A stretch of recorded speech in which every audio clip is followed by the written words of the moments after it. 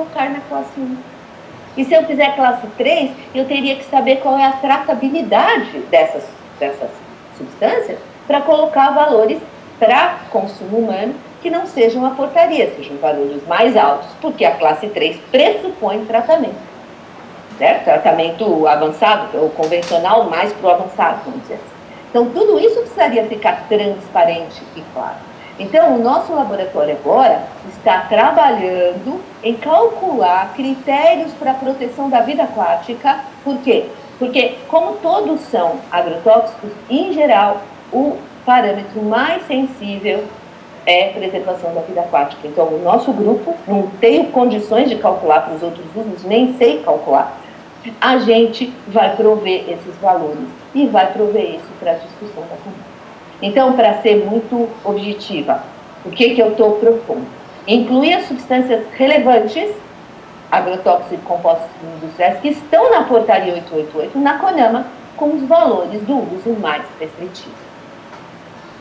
Isso precisa ficar claro para todo mundo, que eu vou ter que fazer conta, não é só ir lá e colocar no número. Porque eu vou... Vocês vão falar, professora, mas se não tem, bota 10 microgramas por litro para o aldicarb e a somatória do aldicarb.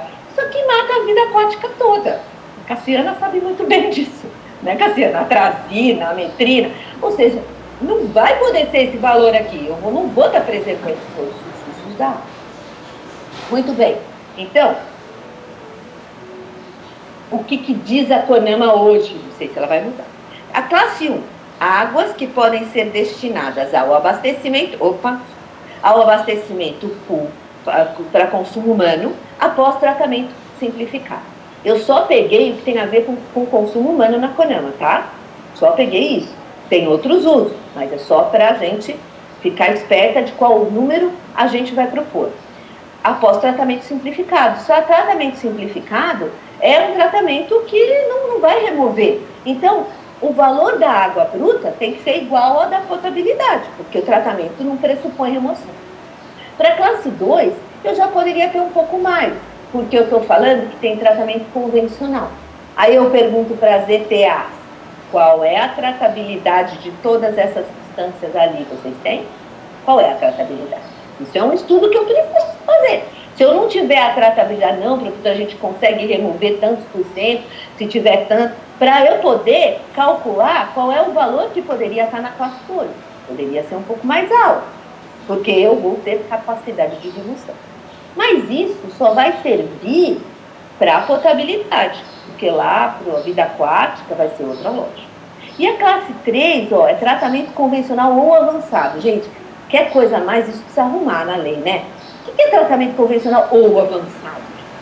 Não pode ser isso, né? É a mesma coisa da classe 2? Tem que ser um tratamento avançado. Se é um tratamento avançado, qual? Vou considerar membrana? Vou considerar POA? O que eu vou considerar? Porque virtualmente não é essa palavra. Teoricamente, eu consigo transformar uma água totalmente, muito contaminada, para quê? Até para ver água de reuso, horas. E isso, então eu preciso saber qual é o número que eu vou colocar naquela classe 3, para que vai representar essa condição aqui, valores após tratamento. Então, será que a gente vai precisar, naquela tabela que a professora Gisela quer colocar, que é essa aqui, né? Essa aqui, será que para consumo humano a gente vai ter que colocar por classe? Não sei, é uma possibilidade. Complexo pra caramba. Não sei se a gente tem tempo hábil, eu acho que não temos tempo hábil. Está tudo muito em cima da hora, mas a lógica é essa. Então, então, para fechar e abrir as perguntas. Qual é a característica da resolução CONAMA 357 e CONAMA 396 que eu vou falar aqui na sequência? Deixa eu ver se ainda tem tempo, né? Eu vou passar rapidamente pela 396. Deixa eu ver que horas. Tem. Então, qual características da 357? Ela é uma ferramenta de gestão, de planejamento. Então, Rosiane, ela não é um valor que tem que ser seguido, entendeu? Quando a gente discutiu outro dia. Ela é uma ferramenta de gestão, ela é uma ferramenta que a gente oferece para o recurso hídrico, para ele fazer um enquadramento, ela é um desejo, ela é uma meta, né? Ela é constituída por meta. ela hoje não possui padrões para os usos individuais.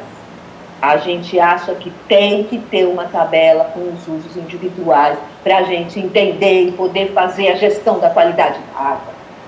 Né? Uma pessoa que está descedentando animais, ela precisa saber quais são os padrões a ser utilizados. Aonde ela vai pegar esse valor não tem, se tiver essa tabela ela pode utilizar como padrão. Ela dá diretrizes ambientais para o enquadramento, o qual define objetivos de qualidade, são metas de qualidade. Se eu pudesse ter metas de qualidade e fosse dona de uma ETA, o que eu quero? Eu quero que aquela água que eu capto seja classe 1, maravilhosa, linda de morrer, porque eu não vou gastar nada quase para captar. Então, é isso que a gente quer. Ninguém está querendo ferrar o setor saneamento, a gente quer aliviar o setor estação de tratamento de água, que hoje recebe essa porcaria para tratar. E reza todos os dias para não matar alguém com toxina de álcool. Que é outro problema que o Igor lançou e que fósforo é mandatório. Pelo amor de Deus, como é que é isso? Agora, Igor, se eu põe o fósforo, necessariamente você vai ter que trabalhar com avançado, com remoção de nutrientes. E é isso que vai ter que ser. Você quer a melhoria da qualidade da água? Você quer proteger? Então você tem que fazer direito, né? Então as metas que a gente vai definir vão ser usadas na outorga, cobrança, controle, licenciamento e termo de ajuste de conduta. Então, essa meta, Igor, é que alivia as empresas. É nessa meta que eu falo, olha, a minha meta é que esse rio seja classe 1. Por hora, ele está fora da condição de qualidade da classe 1 para 3 ou 4 parâmetros. Eu vou te dar 3 anos, cara, para você resolver esse problema aqui. Daqui 3 anos eu vou voltar. E a sua meta vai virar padrão. Esse é o objetivo, gente. Eu levei anos para aprender. Gente, era uma loucura. As pessoas iam lá na resolução CONAMA, cada um acha uma coisa. Você pergunta para a pessoa, o que é CONAMA 357? Define critérios para preservação da vida aquática. Não, quem é da área da saúde, não. É o valor de água bruta que tem que ter para poder tratar a minha água. Não. A resolução CONAMA 357, ela é uma ferramenta e que a gente tem que entender e pegar o melhor dela, né? E resolver os problemas. Ela está aí para ajudar a gente a resolver os problemas, né? Então, tem alguns artigos interessantes, que a gente deve discutir, eu acho, né? Essa questão do monitoramento, né? Incertezas de medição, continua aquela conversa, deu 200, o padrão é 200, deu 200.1, multa, não multa. Gente, na CONAMA 357 isso não faz nenhum sentido, porque é uma ferramenta de gestão. Hoje deu 200.1, amanhã pode ser 190, amanhã pode ser 100, ou seja, a gente tem que considerar os dados no conjunto. Agora, as pessoas querem me dar um dado cada 6 meses. A gente, vai. 4 dados de monitoramento, você já quer que eu modifique a substância química, porque eu nunca achei? Ainda mais com agrotóxicos, que tem épocas específicas. Não tem nada a ver. A gente tem que ter dado parrudo mesmo, dado bom de monitoramento. E quem tem que fazer isso? Pela CONAMA, o poder público. Pela CONAMA, o órgão estadual ou o órgão municipal. Bom, a gente vai dar mais diretrizes para essa questão de qualidade de ambientes aquáticos, isso está sendo discutido lá no IBAMA. A gente também quer discutir um pouco sobre misturas, talvez não seja o momento ainda, mas isso é uma proposta que eu acho que a gente tem que pelo menos lançar como uma primeira recomendação, porque às vezes você tem 4, 5 agrotóxicos com o mesmo modo de ação, cada um individualmente está atendendo o padrão, mas a somatória do risco não atende. Portanto, a gente vai ter que conversar sobre isso, pelo menos começar a discutir essa questão, né? Estamos querendo também discutir, existe essa discussão também do monitoramento ser feito pelo poder público, né? Isso está escrito na legislação, não fui eu que falei, né?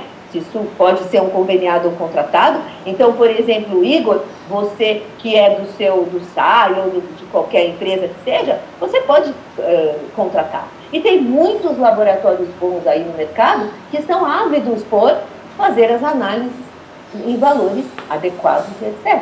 Então não está tudo perdido, não é cada ETE ou cada ETA que vai ter seu parque analítico, né? Podem ser consórcios, o próprio PCJ pode criar um consórcio, existe muita coisa para fazer aqui, eu acho que é muito legal isso aqui, né?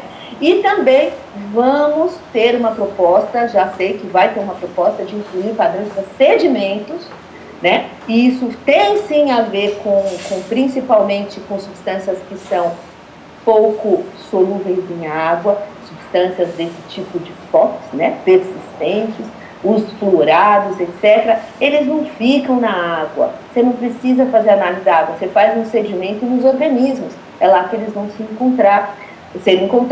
Então isso precisa ser melhor estudado e vai existir uma proposta que eu já sei para monitorar sedimento, né, para todas as classes, padrões de sedimento, tá?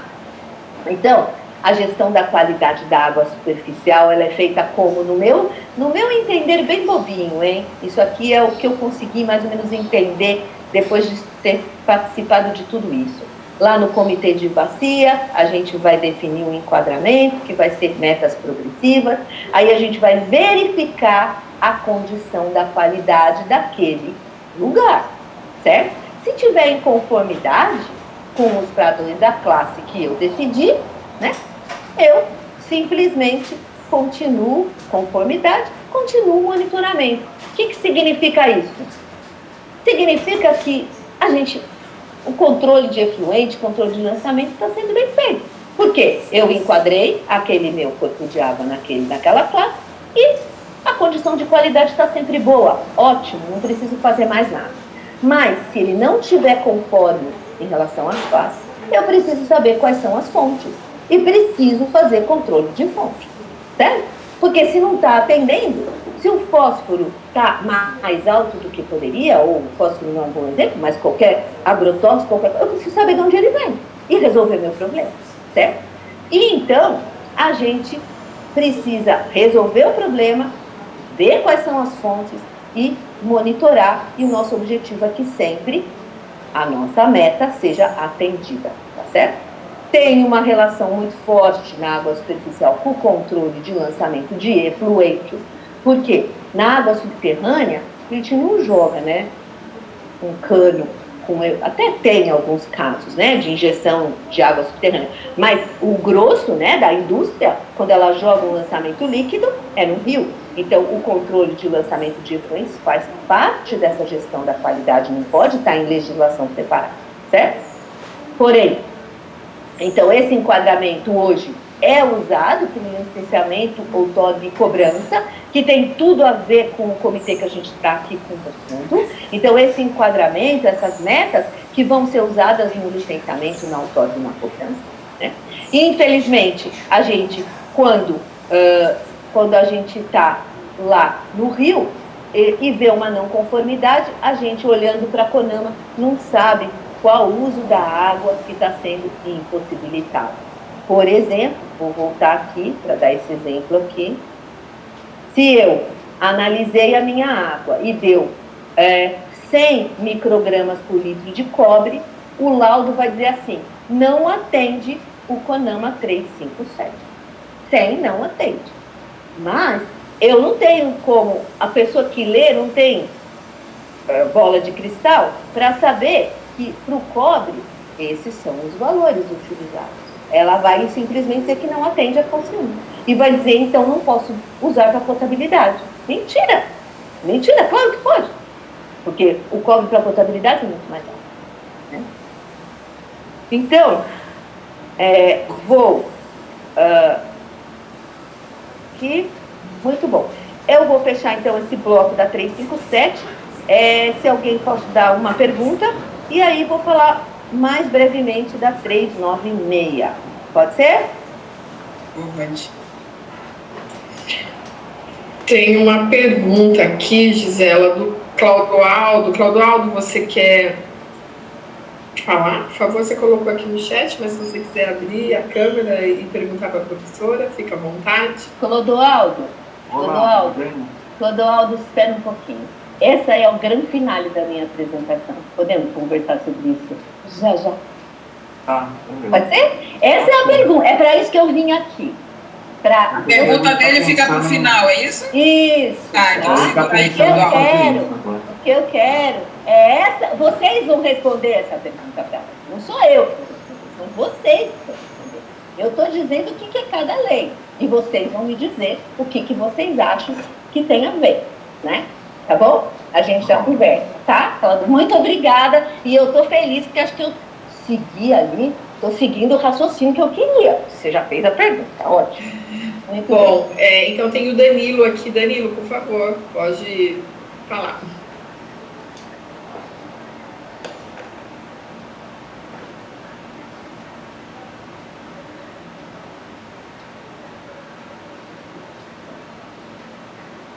Será que ele está? Não estou ouvindo. Danilo? Ele pediu a palavra, mas acho que deve estar com algum probleminha. Então, se você quiser continuar, Gisela, depois a gente... Oi, Cassiano, o microfone do Danilo não está funcionando. Ah, tudo bem. Ele está aqui do meu lado. Tudo bem, pode falar então, Kari. Tá. Espera um pouquinho que eu vou passar aqui para ele.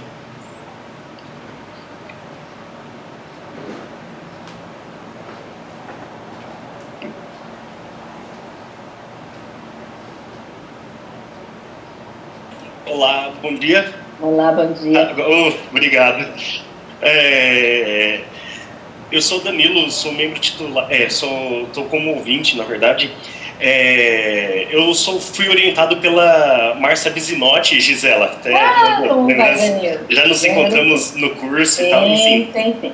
A minha dúvida é por ter mencionado sobre a questão das metas e das classes dos rios, a questão assim dos tratamentos, dos tipos de tratamento baseado nas classificações. Uma dúvida é em que momento que a gente deve essa questão assim, um rio ele é considerado como classe 2, mas em determinadas análises ele se mostra fora dos valores máximos permitidos. Eu concordo e acredito nessa questão da CONAMA ser uma ferramenta para gestão, até em suas considerações, nas considerações da CONAMA traz isso, né, sobre para ela que ela seja classificada como o que se pretende e não necessariamente como as características atuais daquela água. A minha dúvida é, em que momento a gente deveria pensar numa reclassificação, considerando esses valores máximos permitidos, e a instalação de uma estação de tratamento de água, em um momento em que a gente está fazendo essa transição? Por exemplo, o Rio Jundiaí ele foi reclassificado em 2017 de classe 4 para 3 em um trecho dele. As suas metas vão até 2035, em que... se porventura fôssemos instalar uma estação de tratamento, essa é a minha dúvida, a gente tem que considerar o classe 3, o classe 4 nesse período de transição? Não sei se é exatamente para você essas perguntas, mas é algo que a gente tem discutido muito aqui no ambiente de trabalho. Agradeço a palavra. Danilo, muito boa a sua pergunta. E eu vou falar bem devagarzinho essas palavras, repetir o que você falou. Vamos pensar assim, não existe, o rio não está classificado, o rio está enquadrado. Existe um erro, tudo quanto é tese que eu vou, as pessoas, não, o rio está desclassificado, o rio ele está ou então ele está desenquadrado, porque não está acima, não. O corpo hídrico, o trecho, ele é enquadrado como classe 1, vamos dizer, tá certo? Não vamos dar o caso do Rio Jundiaí, ele foi reenquadrado, ele era 4, foi reenquadrado para 3. O que está significando? Pessoal, esse rio precisa ser classe 3 logo. Quanto logo? Logo é o 2035, né? Não é logo, mas é o que foi acordado. Ou seja, esse é o objetivo de qualidade dele. Quando você for instalar uma ETE, agora, se você vai instalar uma ETE agora, você tem que planejar ela para a classe 3. Com certeza, porque senão você vai dar com os burros na água em qualquer momento, tá certo? Você tem que planejar, porque o seu tratamento vai ser planejado, estou dizendo, né? Mas você vai ter que atuar como se ele fosse 4 para aqueles parâmetros que estão em condição, não estão na condição de qualidade do classe 3, certo? Porque você tem que produzir uma água. Então, essa sua ETE, esse planejamento é uma coisa estratégica que você vai ter que pensar como você vai fazer. Porque no futuro, talvez você esteja utilizando mais do que você precisa. Mas no momento, você vai precisar utilizar as ferramentas para essa remoção de uma classe 3 que não é totalmente 3, tá certo? Então, realmente é muito difícil, Danilo. É uma questão de estratégia, né? Agora, o investimento agora vai ter que ser maior. Você transformar o rio classe 4 com alguns parâmetros em potabilidade, não é? É isso que você tem que fazer hoje. Mas no futuro, você talvez não precise de tantas etapas desse tratamento. Eu acho muito difícil, mas eu não sou especialista em tratamento, tá? Então, vocês têm que ver isso com alguém. Mas o que é importante é que o licenciamento dessa sua ETE vai ser dado, essa ETA vai ser dado em função das metas, certo? Das metas. Então, você vai ter que garantir que quando ela entrar em operação, ela vai estar gerando uma água potável, tá certo? Mas isso, Danilo, quando vocês quiserem, eu tenho disponibilidade, se vocês quiserem uma palestra para vocês aí do grupo, para conversar de casos mais específicos, o que eu puder ajudar, estou sempre à disposição, tá bom? Vocês utilizam esses meios aqui para a gente fazer reuniões mais menores, mais específicas, né? Lembrando que eu não sou de tratamento, tá? Mas é uma discussão bem legal, Danilo. A gente pode conversar externamente depois. Tá? Agradeço demais, perfeitamente. Imagina, é um Nossa, prazer, muito obrigado. é um Eu vou dar uma prazer. passada na sua sala. Você fez o convite para o outro por representante, favor, mas eu vou dar uma por passada favor. lá na FT, hein? Pode Obrigado. falar no laboratório, tá bom?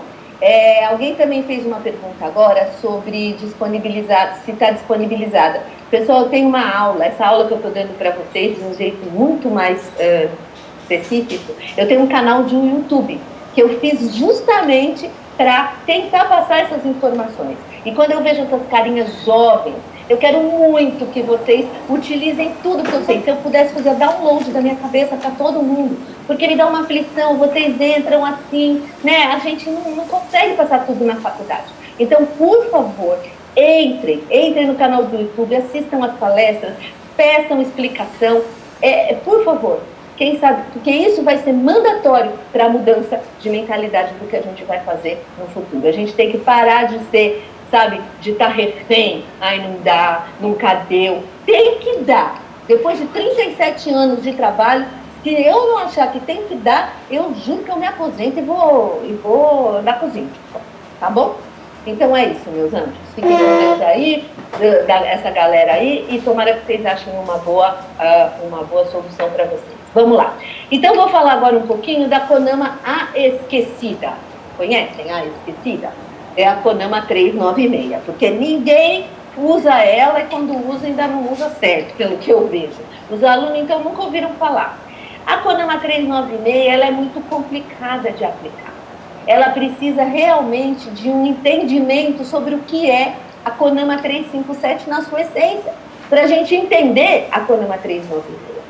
A CONAMA 396 não ficou engessada, ela ficou aberta e as pessoas não conseguem. É tipo o plano de segurança da água. Como é que eu faço? O que eu faço? Como é que eu começo? Para quem que eu entrego? Gente, o objetivo é muito claro e a gente tem que achar uma estratégia para atender. Então, vamos lá. O que é a CONAMA 396? Como a CONAMA 357, então, foi só para superficial, surgiu a CONAMA 396. Que dispõe sobre classificação e diretrizes ambientais para o enquadramento, prevenção e controle de poluição de água subterrânea. Qual que foi a lógica? Eu também vou criar classes de enquadramento, mas água subterrânea não é igual à água superficial, que eu paro de lançar o efluente e dali uns meses a água já está sendo renovada, né? Essa prevenção tem que ser feita muitos anos antes, porque a água subterrânea vai se contaminando. Eu ponho as coisas no solo, e aí a contaminação é via solo, né? E isso vai devagarzinho chegando. Então não adianta eu parar hoje não vai mais pôr nada no solo, beleza. E tudo que eu já pus, eu vou encontrar na água subterrânea lá na frente. Então é muito diferente a maneira de pensar do controle de poluição de água subterrânea, né? Então isso foi levado em consideração. Aí, ela também tem um sistema de classes, que engloba conjunto de usos, tá? Classe especial, 1, 2, 3, 4 e 5, certo? De novo a mesma lógica, olha lá. Cada classe vai se atribuir valores máximos para que o corpo de água permita concomitantemente o conjunto de usos definidos para a classe, tá?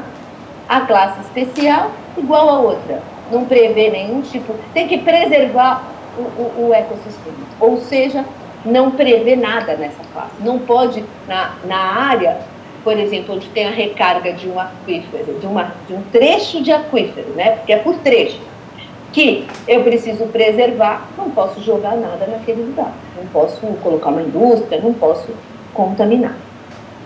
Vejam como é complexo isso, porque a água subterrânea não necessariamente está embaixo de onde eu coloquei a indústria. Saber onde está a pluma e vai continuar a contaminar aonde?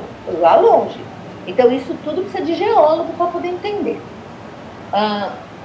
As classes de 1 a 5, então, pressupõem qualidade crescente, e eu não vou tentar explicar aqui com detalhes como elas foram definidas. Vocês vão ter que ter a paciência de ler, porque não é muito simples, é um pouquinho complexo. Porém, o que a gente pensou nessa classe, tá? A gente pensou assim, ó, classe 1, tá? Ela tem que apresentar valores de referência de qualidade. Ou seja, para a classe 1, a gente não quer contaminar nada. Eu só quero que ela mantenha os seus valores de referência de qualidade. O que é valor de referência de qualidade? É o valor daquela região, daquele aquífero, sem contaminação. Isso vale para um lugar onde é totalmente limpo. E aí eu tenho esses valores de referência de qualidade, que teriam que ter sido determinados no Brasil, e estar sendo determinados no Brasil, em tudo quanto é água subterrânea que eu posso. Só que ninguém está fazendo isso. Mas eu preciso saber qual é o valor de referência de qualidade. Ou seja, uma água da região de Ribeirão Preto, ela tem quanto de, vamos dizer, de alumínio? O basal dela de alumínio é tanto. Esse é o valor de referência de qualidade. A CETESB tem um trabalho muito legal. Vocês entrem lá no monitoramento de água subterrânea e ela tem sim vários valores de referência de qualidade, principalmente para metais e algumas outras substâncias, tá? Então, se eu colocar aquela classe de enquadramento 1, o que eu estou dizendo? Não pode contaminar, não pode chegar nada naquele lugar. Eu posso colocar uma indústria que coloca, que tem um aterro, não sei o quê, um aterro? Não, naquele lugar não. Porque se eu colocar, as chances são que eu vou contaminar aquele lugar. Então, o que a gente está querendo dizer aqui? Classe 1 não pode mexer. Ela precisa, para todos os parâmetros, estar abaixo. Não, minto, desculpa, amores. Desculpa, quero me retificar. A classe especial, a classe especial é essa que eu disse, não pode fazer nada. A classe 1, vou explicar de novo, apaga aí. É assim, você pode até deixar contaminar na classe 1, tá? Mas tem que estar igual ou menor a todos os valores máximos permitidos que você tem para aquele uso da água. O que é a classe 1? Eu tenho que manter todos os usos, tá? Quando eu falo eu vou enquadrar na classe 1, significa que para todos os parâmetros eu tenho que ter valores os valores que eu meço, tem que ser abaixo ou no máximo igual aos valores permitidos para o uso mais restritivo da água, tá? Então, o que eu estou dizendo? Essa água vai ser sempre potável, vai poder dessedentar animal, vai poder irrigar e vai poder ser usada para recreação. Sem preocupação, porque eu vou estar sempre abaixo dos valores máximos permitidos para todos os usos preponderantes, que no caso da água subterrânea são 4: potabilidade, recreação, por causa das fontes, etc., banhos, etc., dessedentação de animal e irrigação, que são os principais usos da água. Então, essa classe 1 é o nosso desejo.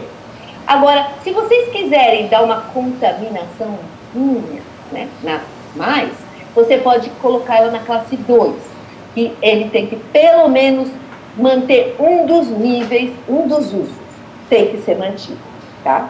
Na classe 3, você já vai poder, aqui você vai poder estar acima de alguns valores de uso, e a classe 4, elas vão atender valores permitidos para os usos menos restritivos entre todos os preponderantes. Então, aqui, na verdade, você mantém o VRT, o máximo que você puder, mantém aqui todos os usos, mantém pelo menos um uso, e a classe 5 é de uso industrial.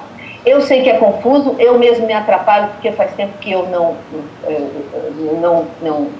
mexo nessa lei, mas eu peço para vocês darem uma lida na resolução, e tem lá um exemplo, tá? O que é o uso industrial? Eu não sei se vocês sabem, mas muitas empresas, elas, para conter cunha salina, ou empresas do tipo de petróleo, elas injetam água subterrânea, e tem lugares onde a água subterrânea é de péssima qualidade, não serve para nada. O próprio aquífero Guarani, na região sul do Brasil, ele é de péssima qualidade, ele não tem nenhum uso. Então, você pode, tipo, sacrificar aquele trecho de aquífero, tá? Então, ela fez essa tabela, colocando, então, o consumo humano, dessedentação de animais, irrigação e recreação, tá? Ela adicionou, para que você possa montar a sua classe, você vai ter que utilizar esses parâmetros, e ela fez também um limite, adicionou o limite de quantificação químico praticável, que é possível analisar hoje. O que acontece com esse anexo aqui? Vocês estão vendo essa linha aqui de consumo humano? Da onde que a gente pegou isso aqui? Da portaria, se eu não me engano, 514. Ou seja, esse anexo já está desatualizado, porque aqui tinha que ser a portaria 888, certo? E os parâmetros também já estão desatualizados, porque para consumo humano tinha que ser a portaria 88. E para dessedentação de animais, eu vou ter que rever esses parâmetros em função das substâncias químicas que eu vou priorizar e recolocar esses valores aqui.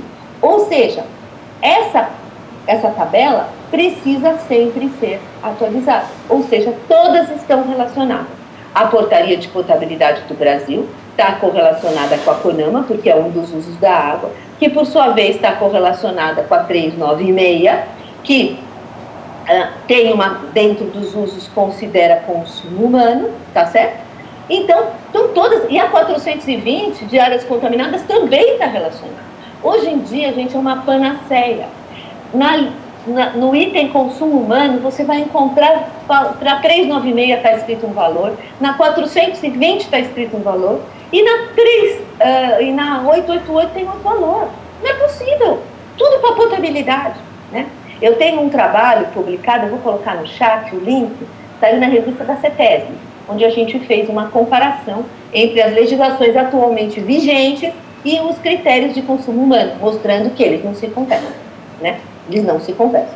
Como é que a 420 indica uma área contaminada, e aí eu vou aplicar a 888,